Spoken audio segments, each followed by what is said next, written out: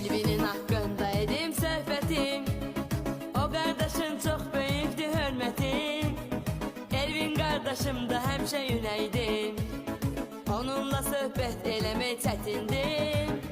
Sən elə oğulsan ki ürəyimizdəsən. Elvin həmişə bizim qəlbimizdəsən. Elvin səni çıxartmanı yadımızdan. Bu meyxananı deyim sənin adından. Kasıblara dəstək olub hər zaman. Güzsə qədər görməyəsən heç zaman. Əyni düzə düz olmusan. Luboy məkanda hörmətli olmusan. Tərtəmiz atsan qazanmısan Elvin. Tək Allaha arxalanmısan Elvin. İlahi olsun dayağın qardaşım.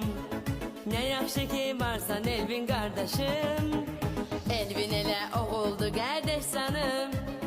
Dostluq eləsən onu yaxından tanır. Dostdan ötürü əsirgəməz köməyini.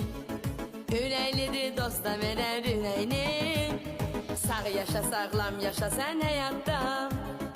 Elə bir ömür düz yaşa sən həyatda. Nuranə binə qədili oxudu sənin üçün. Elvin təşəkkürün bəs